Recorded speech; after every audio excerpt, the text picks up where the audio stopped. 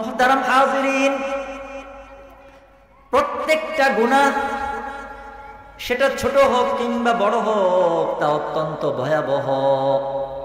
এমন না যে ছোট গুনাহ, ছোটই তো বড় গুনাহকে আমি ভয় করব, ছোট গুনাহগুলোকে আমি ভয় করব না, এমন নয়। ছোট ছোট গুনাহ যেমন ভয়ঙ্কর, তেমনি বড় বড় গুনাহ ভয়ঙ্কর। কারণ গুনাহের মাধ্যমে মুমিন তার প্রিয় রব আল্লাহ রাব্বুল আলামিনের থেকে দূরে সরে যায়, তার অন্তরে কালিমা লেপন হয়ে যায়। গুনাহ করলে শয়তান খুশি হয়, আমার আপনার রব নারাজ হয়।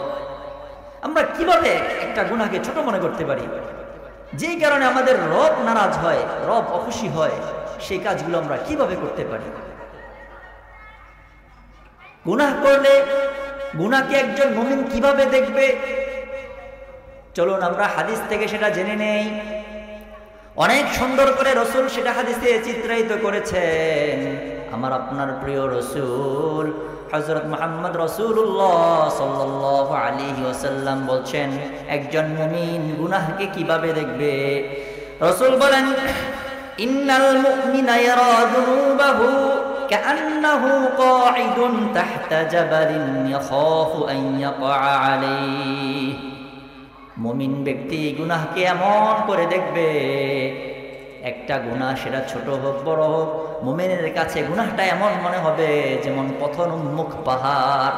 অর্থাৎ এমন একটি পাহাড় যেটা পড়ে যাবে যাবে ভাব। সেই পাহাড়ের নিচে রয়েছে মুমিন, আর সেই পাহাড়টি যে কোনো মুহূর্তে পড়ে যাবে।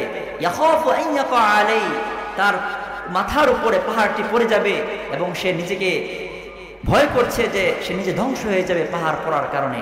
অর্থাৎ ছোট থেকে ছোট গুনাহকেও মুমিন পাহাড় সম মনে করবে। কে বলেছেন এটা? আমাদের রাসূল হাদিসে বলে গিয়েছেন, সামান্য গুনাহ, একেবারে সামান্য গুনাহ, সেটাকে রাসূল বলেছেন যে একজন মুমিন গুনাহকে সামান্য গুনাহ বলে করবে এমন নয়। একজন মুমিনের কাছে একটি গুনাহ পাহাড়ের মতো বিশাল, এমন পাহাড় যে একটু পরে আমার উপর ধসে পড়বে। একটি পাহাড় একটু পরে ধসে পড়বে, এমন সিচুয়েশন আপনার মনের পরিস্থিতি যেমন ভয় করবে যে না, আমি এই পাহাড় পড়লে আমি বাঁচবো না।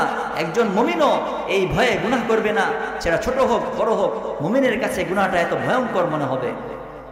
অপরদিকে আল্লাহর রাসূল এই হাদিসের অপর অংশে বলছেন, ওয়া ইন্নাল ফাজিরা ইয়ারা যুনুবাহু কাযুবাবিন মাররা আলা আনফিহি। যারা মুমিন না তাদের কাছে গুনাহ কেমন?